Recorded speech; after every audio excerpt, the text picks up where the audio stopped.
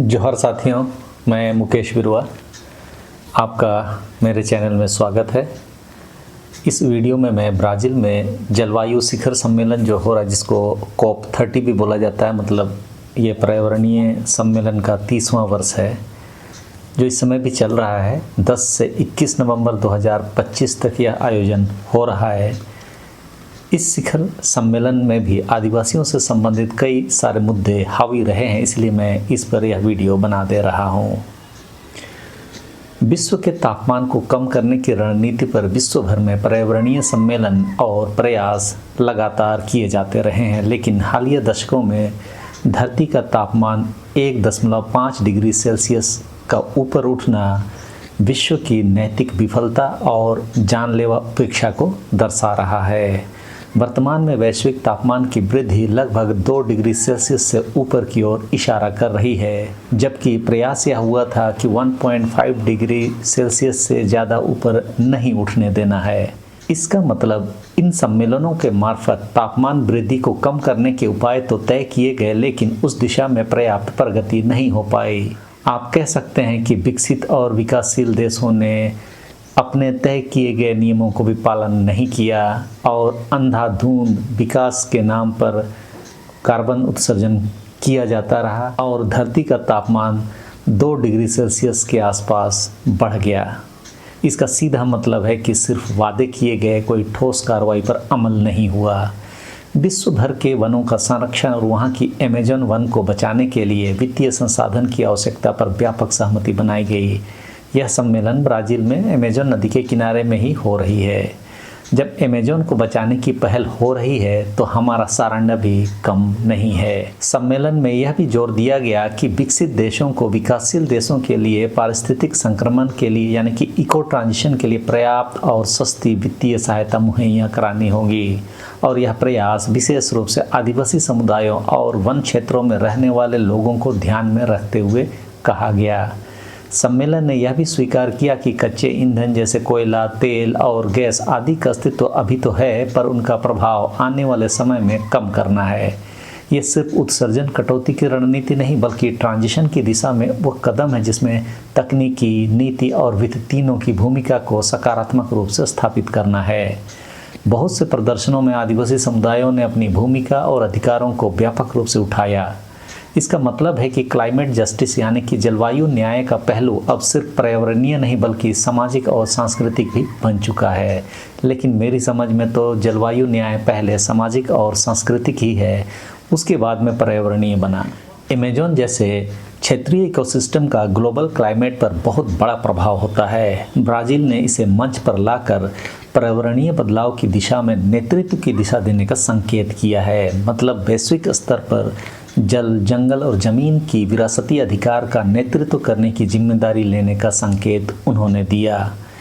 इस सम्मेलन में आदिवासियों की प्रत्यक्ष भागीदारी की पहल को इंटरनेशनल इंडिजिनस पीपल्स कमीशन में जगह दी गई, जो इस सम्मेलन की तैयारी प्रक्रिया में आदिवासी दृष्टिकोण को जोड़ने हेतु काम कर रही थी। इसने भूमि पर आदिवासियों के विरासती अधिकार, उनका जल, जंगल और ज़मीन का उपयोग से पहले फ्री, प्रियर और इन्फॉर्म्ड कंसेंट को जरूरी बनाने और पारंपरिक ज्ञान जैसे मूलभूत बिंदुओं की मांग को स्थान दिलाया। इससे संकेत मिलता है कि आदिवासी समुदायों को सिर्फ सुनने वाले न मानकर भागीदारकर्ता या हिस्सेदार के रूप में माना गया।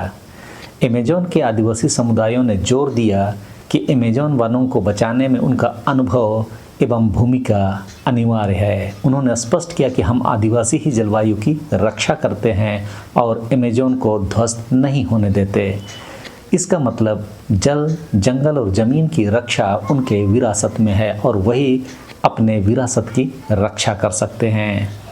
इन प्रयासों से आदिवासी समुदायों को सिर्फ विकल्प के रूप में नहीं बल्कि भूमि संरक्षण के सक्रिय संरक्षक के रूप में देखा गया।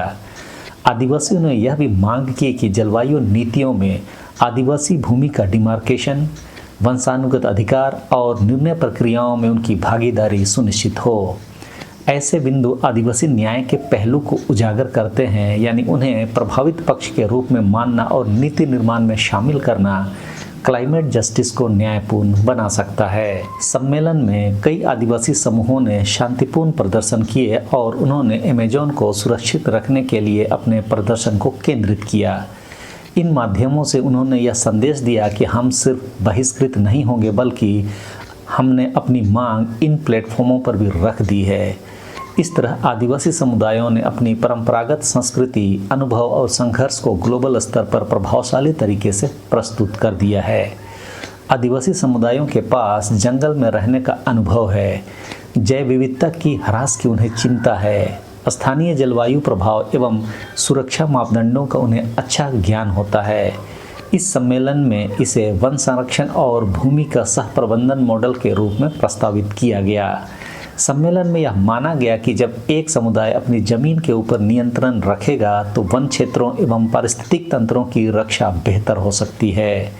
आदिवासी प्रतिनिधियों को साक्षात्कार, बहस व निर्णय मंचों में स्थान देने का प्रयास किया गया ताकि उपयोगकर्ता एवं संरक्षक दोनों की भूमिका नजर आए। सिर्फ कार्बन उत्सर्जन की कटौती नहीं करनी है बल्कि यह भी देखना है कि किस प्रकार आदिवासी समुदायों को नीति परिणामों में लाभ और सुरक्षा मिल रही है, यानी सामाजिक सांस्कृतिक आयाम को क्लाइमेट एक्शन में शामिल करना है। हालांकि आदिवासी समुदायों को मंच तो जरूर मिला, बावजूद इसके प्रभावशील भागीदारी और अधिकारों की गारंटी अभी पूरी तरह सुनिश्चित नहीं दिखाई देती। वन नीति और बड़े विकास परियोजनाओं जैसे खनन, उद्योग, तेल उत्खनन इत्यादि के बीच संघर्ष जारी है, जहां आदिवासियों की जल, जंगल और जमीन जोखिम में है। आदिवासी समुदायों के अनुभव और आकांक्षाओं को सरकारी नीतियों में सही रूप से समाहित करना एक बड़ी चुनौती है। COP 30 में यह स्पष्ट दिखा कि जहां आदिवासी समुदायों के पास कानूनी अधिकार और भूमि पर नियंत्रण होता है, वहां जंगल तेजी से सुरक्षित रहते हैं। भारत में भी 3 महत्वपूर्ण कानूनी नींव हैं, जिसमें FRA 2006, पेसा 1996 और 5th शेड्यूल। इनका प्रभावी क्रियान्वयन अमेज़न मॉडल की तरह स्थानीय समुदाय आधारित वन प्रबंधन को मजबूत कर सकता है और यही बात सारंडा अभियान के मामले में भी मैं कर रहा हूँ। इसके लिए ज़रूरी है कि ग्राम सभा आधारित जंगल प्रबंधन को कानूनी ताकत देना होगा, कम्युनिटी फॉरेस्ट राइट्स की मान्यता को तेज करना होगा, साथ ही संबंधित विभागों में पारदर्शिता और उत्तरदायित्व बढ़ाना होगा। तो भारत देश के अंदर आदिवासियों के संघर्ष के ये माइलस्टोन होंगे जिसके लिए आदिवासियों को प्रयास करना चाहिए। जहाँ तक पारंपरिक आदिवासी ज्ञान की बात है, इसे हम किसी भी वैज्ञानिक ज्ञान से कमतर नहीं मान सकते, क्योंकि COP 30 में भी आदिवासी पारंपरिक ज्ञान को वैज्ञानिक बराबरी दी गई। भारत में भी हजारों साल पुराने पारिस्थितिक ज्ञान हैं, जिसमें बीजों का चयन, कि इस बीज को किस तरह की ज़मीन में लगाना है और कौन से फसल कहाँ हो सकती है इत्यादि। इस ज्ञान परंपरा को समायोजित करके भविष्य की रणनीति बनाने की बात होनी चाहिए, न कि उन्नत नस्ल और हाइब्रिड के नाम पर पारंपरिक बीजों को समाप्त कर दिया जाए। उसी तरह आदिवासी पारंपरिक ज्ञान में औषधीय पौधों की पहचान भी बहुत महत्वपूर्ण मानी जाती है। मैंने हंडिया के रानू में उपयोग की जाने वाली औषधीय पौधों के बारे में विस्तार से जानकारी हालिया दिनों में दी थी। उसी तरह बरसात चक्र का पारंपरिक विश्लेषण भी बहुत जरूरी है। साथ ही जल प्रबंधन प्रणालियाँ भी आदिवासी पारंपरिक ज्ञान के आधार पर स्थापित किए जाने चाहिए। आज भी गांव में पहले ज़माने के पानी के स्रोत नहीं सूखे हैं, जबकि बाद में बनाए गए तालाब और बांध आदि सूख चुके हैं। जैव विविधता के संरक्षण की बुनियाद आदिवासी ज्ञान में निहित है, क्योंकि आदिवासियों को पता है कि कौन सी जड़ी किस पेड़ में लतर बन के ऊपर चढ़ती है या कौन सा पेड़ उसका अच्छा सहारा बनता है। इस कारण से जैव विविधता को सुरक्षित रखना अपने पारंपरिक ज्ञान को संजोए रखने की आदिवासियों की बरसों पुरानी परंपरा है। भारत के लिए भी यह महत्वपूर्ण हो गया है कि जब भी किसी परियोजना के लिए आदिवासी क्षेत्रों को चुना जाता है तो फ्री, प्रियर और इन्फॉर्म्ड कंसेंट को अनिवार्य किया जाना होगा। हालांकि भूमि अधिग्रहण कानून 2013 इस बात की गारंटी तो देता है, लेकिन सरकार खुद ही इसे मानने से इनकार करता रहा है। साथ ही जिला स्तर पर आदिवासी क्लाइमेट परिषद भी बनाए जाने की वकालत इस सम्मेलन में हो गई है। भारत में भी इस पर काम होना चाहिए और नीति निर्माण में आदिवासी विशेषज्ञों को भी स्थान दिया जाना चाहिए। इस सम्मेलन में ब्राज़ील ने यह संदेश दिया कि अमेज़न के आदिवासी समुदाय सिर्फ जंगल की ही रक्षा नहीं कर रहे हैं, बल्कि वे सतत अर्थव्यवस्था के निर्माता भी हैं। हम भी भारत के आदिवासी भारत में महुआ, साल बीज, लाह, कंदमूल, औषधीय ज्ञान और हंडिया और रानू से जुड़ा फर्मेंटेशन साइंस, यह सब मिलकर एक मजबूत वन आधारित अर्थव्यवस्था बना सकते हैं। इसके लिए वन उपज आधारित MSME क्लस्टर बनाने की आवश्यकता होगी। महिलाएं हों या उनकी समिति हो या ग्राम सभा पर आधारित मूल्यवर्धक इकाइयों को स्थापित किए जाने की भी आवश्यकता है। न्यूनतम समर्थन मूल्य का ढांचा खड़ा होना चाहिए ताकि प्रगति का रास्ता आदिवासियों के लिए भी सुनिश्चित किया जा सके। और मैं अपनी समझ की बात कहूँ तो पारंपरिक पेय हंडिया को GI टैग या वैज्ञानिक वैलिडेशन के लिए भी तैयार करना चाहिए। COP30 में आदिवासी समुदायों ने कह दिया कि हम विकास विरोधी नहीं हैं, विनाश विरोधी है। यह भाव भारत में भी बेहद प्रासंगिक है। इसके लिए ज़रूरी है कि खनन और इंफ्रास्ट्रक्चर में जंगल की हानि की जगह प्रॉफिट में साझेदारी या हिस्सेदारी का मॉडल को लागू किया जाए। MMDR एक्ट में UPA सरकार के समय में 26% हिस्सेदारी की बात ड्राफ्ट में आ गई थी और समता जजमेंट में तो हिस्सेदारी की बात का ही फैसला दिया था। साथ ही इसके अलावा ग्राम सभा आधारित निगरानी तंत्र विकसित करना होगा। प्रभावित गांव में स्वतंत्र सामाजिक ऑडिट किया जाना को भी आवश्यक किया जाना चाहिए। एक और महत्वपूर्ण बात, विस्थापन की जगह कानूनों में यह बात आ जानी चाहिए कि समुदाय प्रबंधित संरक्षण क्षेत्रों में कोई विस्थापन नहीं हो। मतलब जिन जंगलों को समुदाय सुरक्षित रख रहा है उसके पारिस्थितिक तंत्र के साथ आदिवासी समुदाय के गांव और इलाके जो जंगल के साथ सहअस्तित्व में जीवन जी रहे हैं, उन्हें प्रकृति का ही अहम हिस्सा मानते हुए उन्हें विस्थापन की किसी भी प्रयास से दूर रखना चाहिए।